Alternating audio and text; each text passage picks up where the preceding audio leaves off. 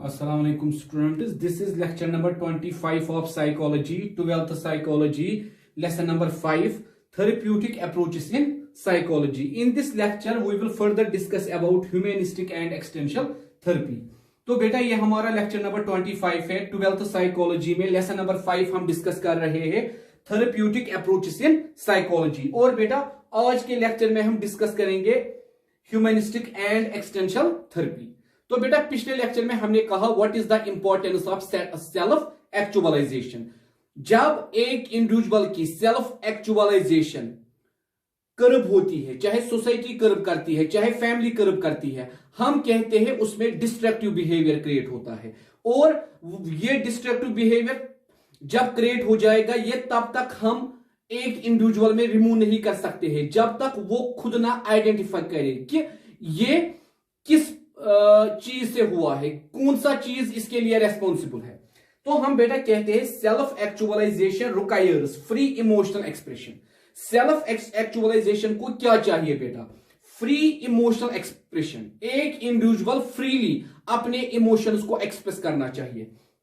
The family and society curb emotional expressions, मगर family और society एक इंडिविजुअल को फ्रीली इमोशनल एक्सप्रेशन करने नहीं देती है, वो इसको कर्ब करती है, क्योंकि वो कहते हैं इंडिविजुअल अगर ज्यादा फ्रीली इमोशंस को एक्सप्रेस करेगा वो कमजोर बन जाएगा।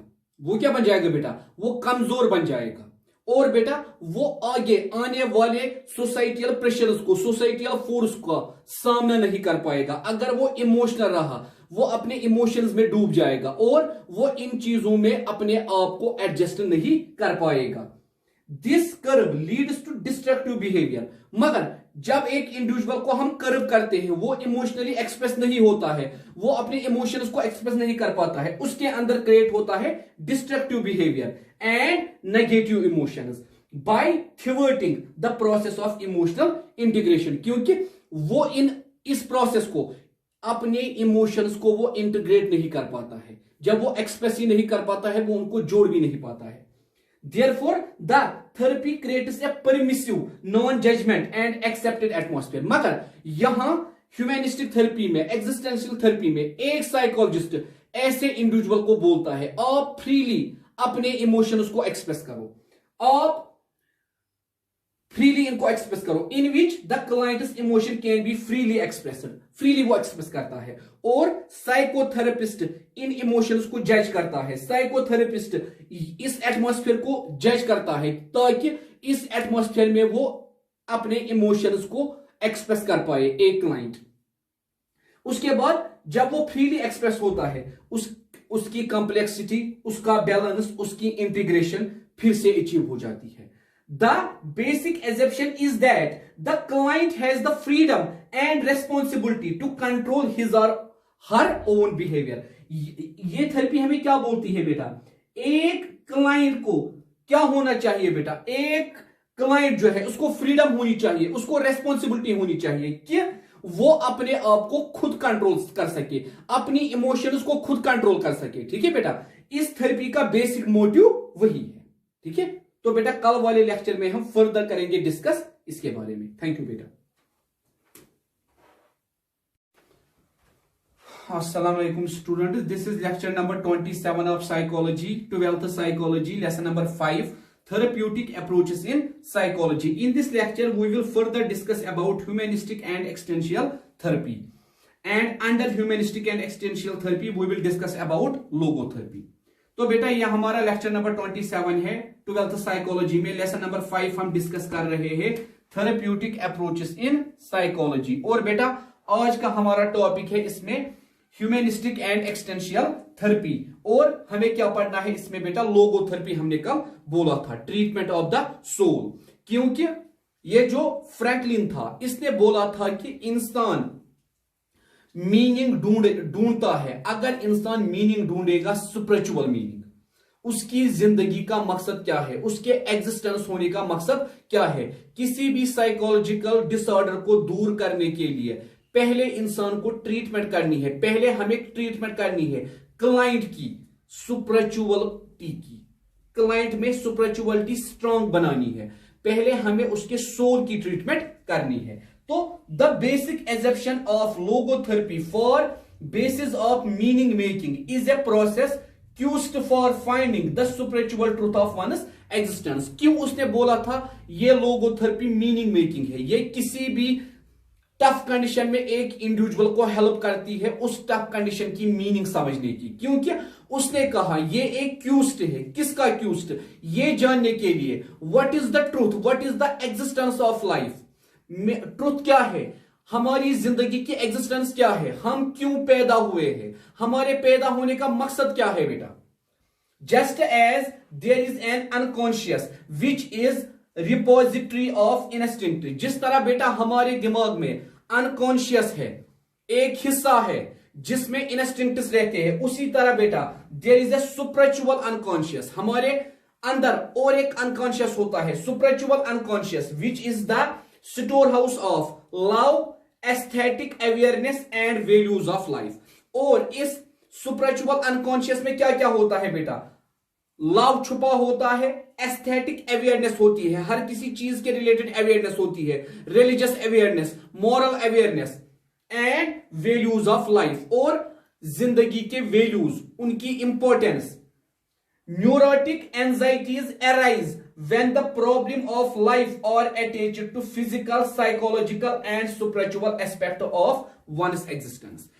According to Franklin, ये क्या बोलता है? एक इंडिविजुअल में तब न्यूरोटिक एंजाइटीज अराइज होती है जब इसकी लाइफ की प्रॉब्लम किस किस के साथ अटैच होती है, फिजिकल प्रॉब्लम भी, साइकोलॉजिकल प्रॉब्लम भी और स्पिरिचुअल प्रॉब्लम भी, कि मेरे एग्जिस्टेंट होने का मतलब क्या है बेटा। जब हम अपने रिलीजियस बुक्स पढ़ते हैं हमें समझ आता है कि हमारा जन्म क्यों हुआ है, हमें क्यों पैदा किया गया है, और जब हम ये मकसद समझते हैं, जब हमें समझ आता है हमारी जिंदगी का मकसद क्या है और हम कर क्या रहे हैं, हमारे अंदर एक स्पिरिचुअल खौफ पैदा होता है, हमारे अंदर एक फियर पैदा होता है, हमारे अंदर एक डर पैदा होता है। हम कहते हैं फिजिकली, वर्ल्डली हम कंफर्टेबल हैं, मगर स्पिरिचुअली हम कंफर्टेबल नहीं है। हम कौन सा जवाब कल गॉड को देंगे जब गॉड हमें बोलेगा मैंने आपको पैदा किया था और ताकि आप मेरी इबादत करो, आपने क्या किया? तो इसीलिए फ्रैंकलिन बोलता है ये जो न्यूरोटिक एंजाइटी है इसकी प्रॉब्लम्स एक इंडिविजुअल में 3 तरीकों से अराइज होती है, एक फिजिकल भी, साइकोलॉजिकल भी और स्पिरिचुअल भी, तीनों चीजें एग्जिस्ट करती है। Franklin emphasized the role of spiritual anxieties in leading to meaninglessness. और जब एक इंसान स्पिरिचुअली वीक होता है यही क्रिएट करता है एक इंडिविजुअल के अंदर meaninglessness.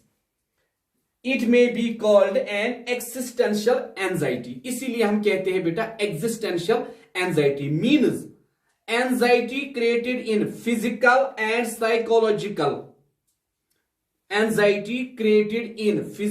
and psychological characteristics of an individual with spiritual reasons। मतलब एंजाइटी क्रिएट होती है एक इंडिविजुअल में मगर उसका रीजन क्या होता है?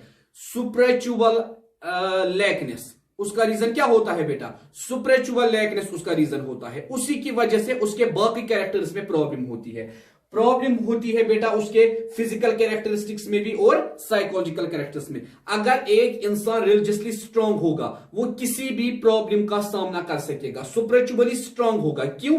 क्योंकि रिलीजन, स्पिरिचुअलिटी उसको सब्र करने का तौफीक देती है, उसको वो बोलती है कि आप सब्र करो, उसको रिलीजियस समझाता है कि हर किसी प्रॉब्लम में आपको कैसे फेस आपको करनी है। ठीक है बेटा, तो लोगोथेरेपी का यही मकसद है, ट्रीटमेंट ऑफ द सोल। हमें पहले सोल की ट्रीटमेंट करनी है, उसके बाद बॉडी की ट्रीटमेंट करनी है। ठीक है बेटा, कल इस थेरेपी के बारे में फर्दर डिस्कस करेंगे। थैंक यू बेटा। Assalamu alaikum students, this is lecture number 26 of psychology, 12th psychology, lesson number 5, therapeutic approaches in psychology. In this lecture we will further discuss about humanistic and existential therapy. तो बेटा ये हमारा lecture number 26 है, 12th psychology में lesson number 5 हम discuss कर रहे हैं थेरेप्यूटिक अप्रोचेस इन साइकोलॉजी। और आज का टॉपिक है हमें बेटा ह्यूमैनिस्टिक एंड एक्सटेंशियल थेरेपी। तो पिछले लेक्चर में हमने डिस्कस किया जब एक इंडिविजुअल की सेल्फ एक्सप्रेशन या इमोशनल एक्सप्रेशन को कर्ब किया जाता है, चाहे सोसाइटी कर्ब करती है, चाहे फैमिली कर्ब करती है, उसके अंदर सेल्फ एक्चुअलाइजेशन खत्म हो जाती है। ठीक है बेटा, और इसीलिए एक साइकोथेरेपिस्ट इस क्लाइंट को, ऐसे इंडिविजुअल को बोलता है आप फ्रीली अपने इमोशंस को एक्सप्रेस करो, ताकि आपको पता चले आपका सेल्फ एक्सप्रेशन कहां रुक गया है। ठीक है बेटा, तो हम कहते हैं ये जो थेरेपिस्ट होता है यहां, ये मेयरली एक फैसिलिटेटर होता है, एक गाइड होता है। It is the client who is responsible for the success of therapy. यहां सारा कुछ डिपेंड होता है क्लाइंट पे, थेरेपी कितनी सक्सेसफुल होगी। The chief aim of the therapy is to expand the client's awareness. इस थेरेपी का चीफ एम क्या होता है बेटा? क्लाइंट की अवेयरनेस को बढ़ाना, एक्सपेंड करना, उसको ज्यादा ज्यादा अवेयर करना।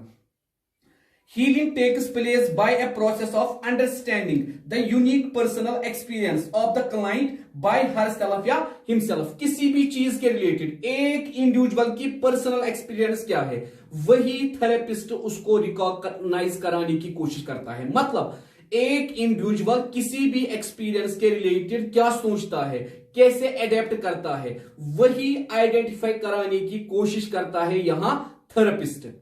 मतलब एक इंडिविजुअल की सेल्फ एक्चुअलाइजेशन को बढ़ावा देने की कोशिश कर रहा है।